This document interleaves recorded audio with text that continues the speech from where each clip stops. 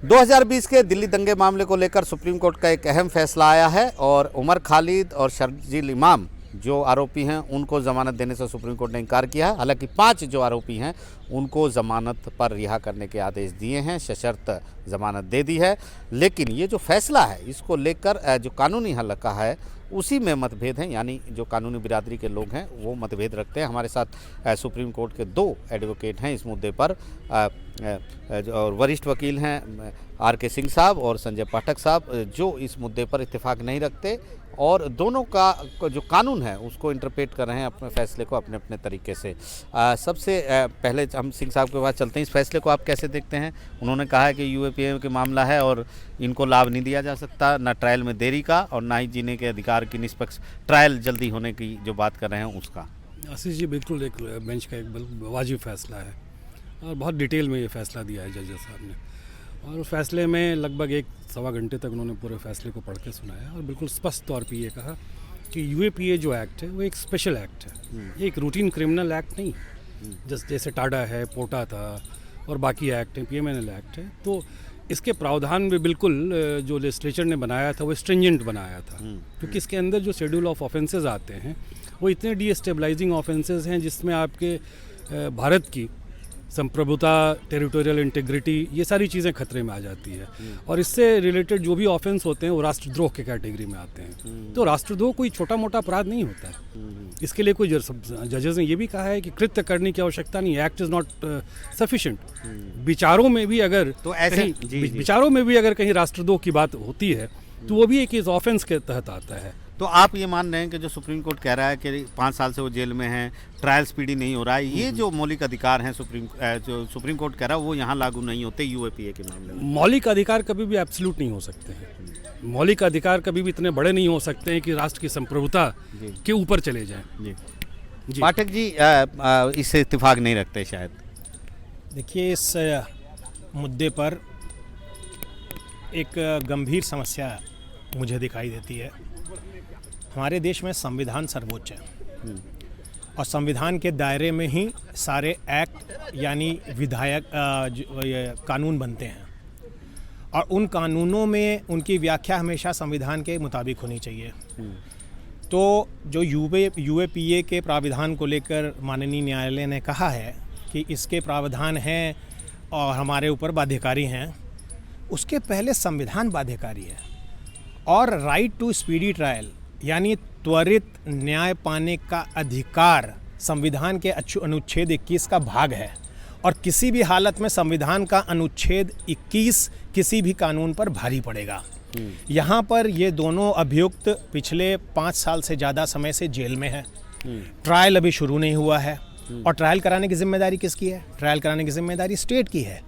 तो इस हिसाब से तो अगर स्टेट अगले 10 और 20 साल तक भी ट्रायल नहीं कराए तो सुप्रीम कोर्ट के इस संदर्भ से तो उनको कभी बेल मिल ही नहीं सकती। सुप्रीम कोर्ट ने कहा है कि गवाहों की गवाही पूरी हो जाए या 1 साल तो दोबारा से बेल पे आ सकते हैं, वो बेल मांग सकते हैं अर्जी। वो आपकी बात ठीक है, लेकिन अभी इन्होंने जो ये संवैधानिक मूल अधिकारों को डाइल्यूट कर दिया ये कह के कि स्टैट्यूटरी प्रोविजन सुप्रीम है, मैं उससे इत्तेफाक नहीं रखता।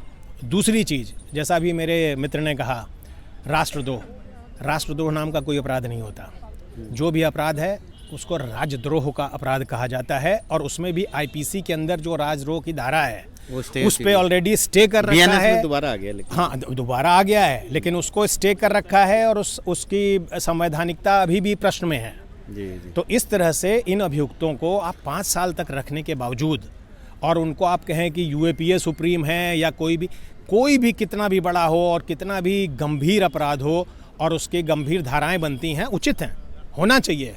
अगर कोई अभियुक्त है उसने गंभीर अपराध किया है निश्चित रूप से सुप्रीम कोर्ट तो कह रहा है प्राइमा फेसी जो है मटेरियल है। अब ये एक दूसरा उसका पहलू आप लेकर आ रहे हैं। उसमें सुप्रीम कोर्ट ने अगेन 2 तरह की बातें कही। एक, सुप्रीम कोर्ट ने कहा क्वालिटेटिव डिफरेंस है।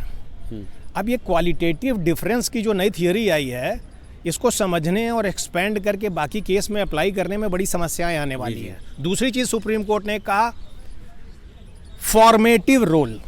यहाँ पे एक कॉन्स्पिरेसी की बात हो रही है और कॉन्स्पिरेसी शुरू होगी कहीं से, अल्टीमेटली वो कल्मिनेट होगी और उसके संदर्भ में एक कोई गलत काम होगा।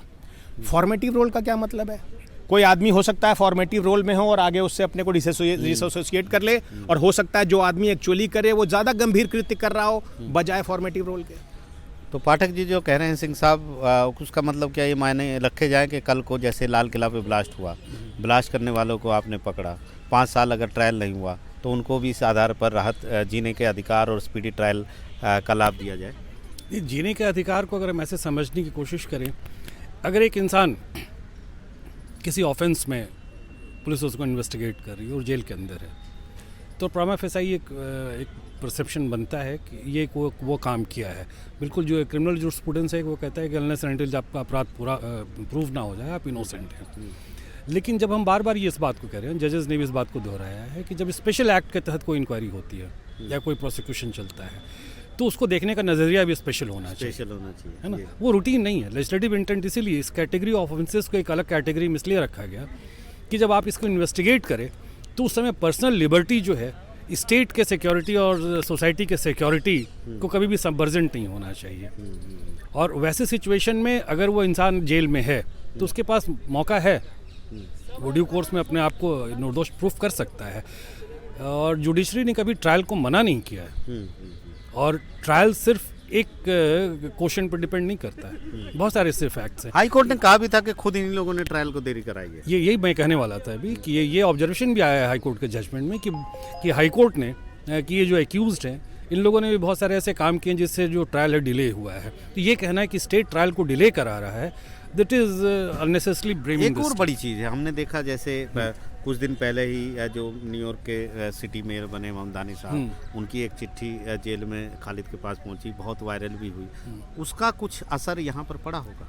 देखिए प्राइमा फेसाई हमारे जजेस जो हैं इन सब चीज़ों से इम्यून होते हैं, लेकिन ये अंतर्राष्ट्रीयकरण जो इस मसलों का होता है उसकी चिट्ठी जो हमें पढ़ने में आ रहा है कि दिसंबर के महीने में लिखी हुई थी।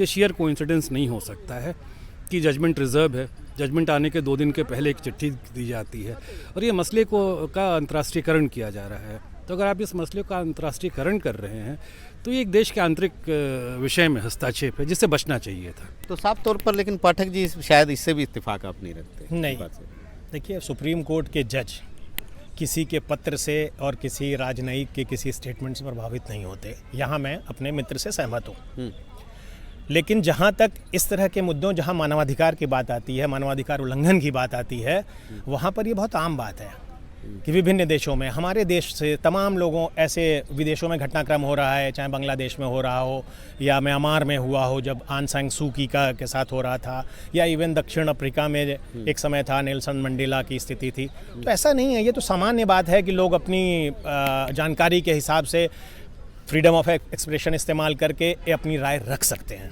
लेकिन इन राय का सुप्रीम कोर्ट में तय हो रहे मामलों में कोई असर नहीं पड़ता है। तो साफ तौर पर इस मुद्दे पर दोनों की राय एक है कि सुप्रीम कोर्ट का जो फैसला है वो अंतर्राष्ट्रीयकरण होने से उस पर कोई फर्क नहीं पड़ता है।